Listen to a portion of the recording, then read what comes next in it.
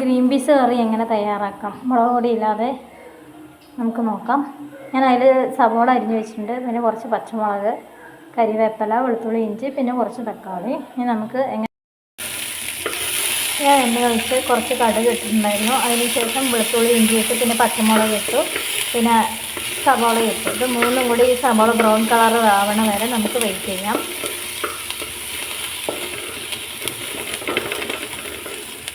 ഇതിലേക്ക് ഞാൻ കുറച്ച് കരിവേപ്പില ആഡ് ചെയ്യാണ്. നന്നായി ഇളക്കാം. ഏകദേശം ബ്രൗൺ ആയിട്ടുണ്ട്. ഇനി നമുക്ക് ഇതിലേക്ക് മസാലകൾ ആഡ് ചെയ്യാം.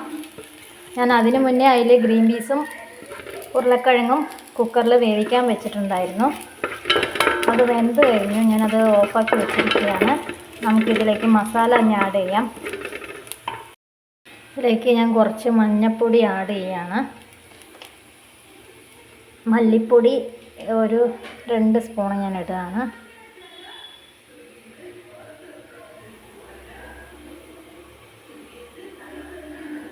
ഒരു 2.5 ഇട്ടിട്ടുണ്ട്. നമുക്ക് ഇതിലേക്ക് മുളക് പൊടി ഞാൻ ചേർത്തുന്നില്ല. ഇതിലേക്ക് കുറച്ച് കുരുമുളക് പൊടി ഞാൻ ആഡ് ചെയ്യാണ്.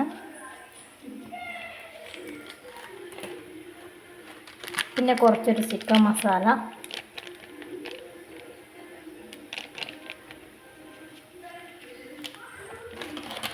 ഇതിലേക്ക് പിന്നെ ഒരു ഗരം മസാലയും ഞാൻ കുറച്ച് ആഡ് ചെയ്യാണ്.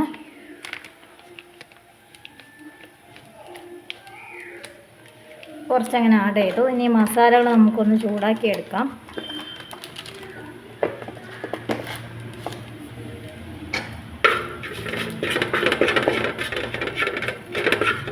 നമ്മളിതിൽ മുളക് പൊടി ഇട്ടിട്ടില്ലായിരുന്നു. മസാലകളൊക്കെ ഏകദേശം ചൂടായിട്ടുണ്ട്. നമുക്ക് ഇതിലേക്ക് ഇനി തക്കാളി ആഡ് ചെയ്യാം.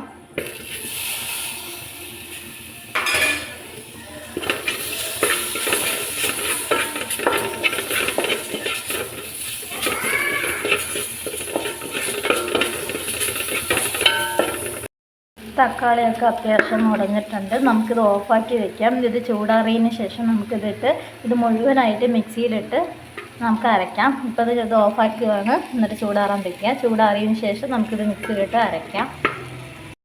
മിക്സിയിലേക്ക് ഇട്ടിട്ടുണ്ട്. അതിലൊപ്പം തന്നെ കുറച്ച് വേവിച്ച ഗ്രീൻ പീസും കുറച്ച് ഉരുളക്കിഴങ്ങും ഞാൻ ഇതിലേക്ക് ഇട്ടിട്ടുണ്ട്. നമുക്കിത് അരച്ചെടുക്കണം. അതിന് ഞാൻ കുറച്ച് ഇതിലേക്ക് വെള്ളം ഒഴിക്കുന്നുണ്ട്. എന്നിട്ട് നമുക്കത് അരച്ചെടുക്കാം. ഞാൻ അരച്ചെടുത്തിട്ടുണ്ട്. എന്നിട്ട് ഞാൻ നേരത്തെ വെച്ച ആ പാത്രത്തിൽ തന്നെ അത് ഒഴിക്കുന്നുണ്ട്. ഗ്യാസ് കത്തിച്ചിട്ട് ഇതിലേക്ക് കുറച്ച് വെള്ളം കൂടി ചേർത്ത് അതിലേക്ക് ഒഴിച്ചു കൊടുക്കാം. ഇത്തിരിയും കൂടി വെള്ളം അങ്ങനെ ഇതിലേക്ക് ഒഴിച്ച് ഞാൻ ചേർത്ത് കൊടുക്കുന്നുണ്ട്.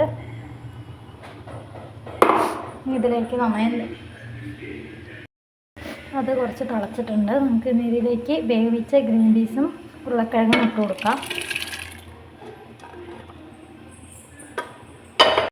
ഇനി ആവശ്യത്തിന് ഇതിലേക്ക് കുറച്ച് ഉപ്പിട്ട് കൊടുക്കാം. അളവിന് ഇട്ട് കൊടുക്കാം.